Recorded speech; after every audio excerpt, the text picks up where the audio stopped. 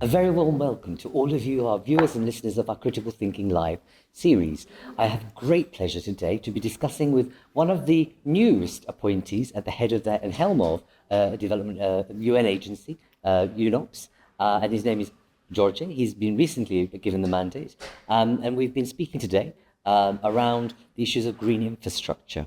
It's an issue that is passionate about, that he's particularly passionate about, and we have the opportunity to hear from him direct, firsthand in his very early days of his mandate as to what he wants to do in his role as Executive Director at UNOPS first. So share with us a little bit about your view about what the agency can do and what you've often referred to as closing the implementation gap.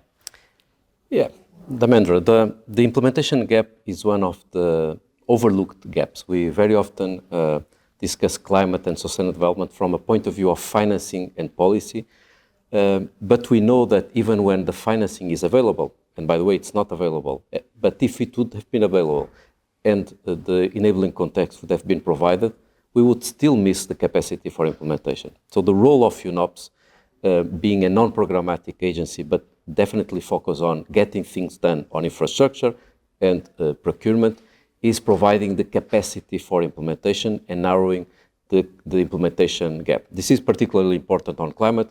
We know that climate would require a dramatic boost on infrastructure. The figures are quite eloquent. 80% of all the current greenhouse gas emissions are related with infrastructure. 92% of all the sustainable development goals and targets depends on infrastructure. Therefore, unless we get infrastructure right, being more sustainable, more inclusive, more reliable, we would not fulfill the SDGs, and the same with the Paris Agreement. So an organization like UNOPS, whose mandate is operations, infrastructure, public procurement, project management, definitely has a key role in getting things done. Do you feel that the current model, the historical model of overseas development aid, is the right one? Is it time to change the percentages and the approach? I think that the numbers that we have been discussing are not consistent with the real needs. And I really like to go through this conversation with facts and figures. Currently, ODA has reached the highest level ever, $200 billion. But this represents only 0.3% of the ODA to GNI. Then we see what is missing in terms of the SDG implementation, and we realize that we are missing $4 trillion every year to narrow the SDG financing gap. So the question is, can we do it through ODA, knowing that current ODA it's 200 billion and we miss 4 trillion? Obviously, we need more ODA, but we need to go beyond the current approach on just public finance. We need to mobilize the private finance. Am I confident? I am sufficiently confident that it is possible. Why? Because we have $400 trillion available in the financial market. So we just need 1% of what is available in the financial market and shift it to those most in need. So I think that the point is not about whether it is possible, it's how can we shift 1% of the overall capacity on the financial market to the SDGs. And this requires policy, it requires aligning finance with SDGs, and it requires capacity for implementation. Share with me, if you're prepared to, is whether COP28, is the COP process just a talking show? For many, many years, COP played a fundamental role. Without the COPs, we would not have the Kyoto Protocol, we would not have had the historical Paris Agreement. But now it's the time to not confuse negotiations with action.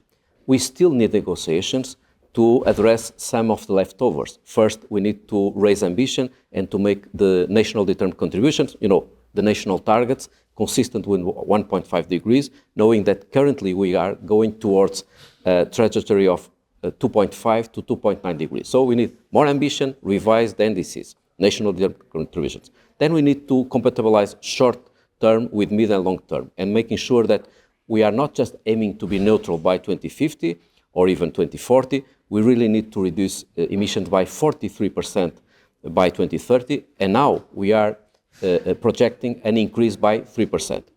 Then we need to double the efforts on adaptation, twice the current finance. We need to adjust the current commitment on 100 billion on climate finance to a much higher level.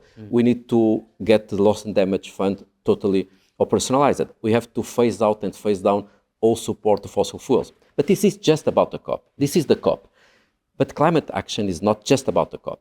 So I'd like to not confuse the COP with action. COP is fundamental. Without the COP, we will not be consistent on ambition with the needs. But at the same time, let's not confuse the COP effort with something that can be done now, regardless the COP outcome.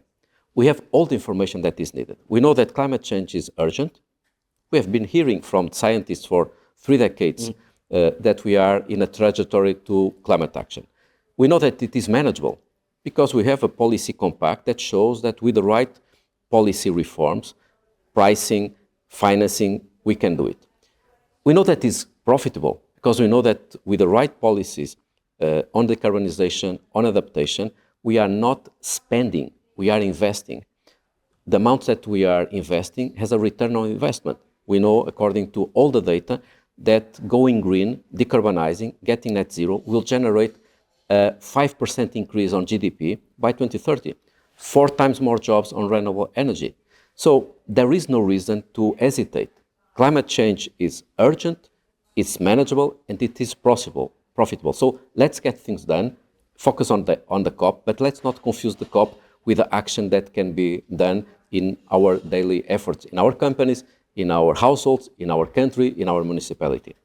Thank you. Thank you for being with us. I think getting things done is going to become your personal brand, but also the tagline of UNOPS. Thank you very much for being so candid and also frank about what needs to be done, but also, I suppose, injecting a level of authenticity and freshness into the debate. I hope you will agree when you listen and watch this. And we're very grateful, as Critical Thinking does. We always bring you influencers, leaders, and those who are having an impact on our lives in Europe and the world. So we're really grateful to Jorge for being with us and sharing your thoughts on all matters, infrastructure and climate change. And congratulations, Dharmendra, for the remarkable role that Friends of Europe has been playing for so many years. And now I see clearly the momentum to mobilize civil society, private sector, and the public sector to the COP. So thank you for your effort as well. Thank you. It's a pleasure. Thank you very much. Thank you.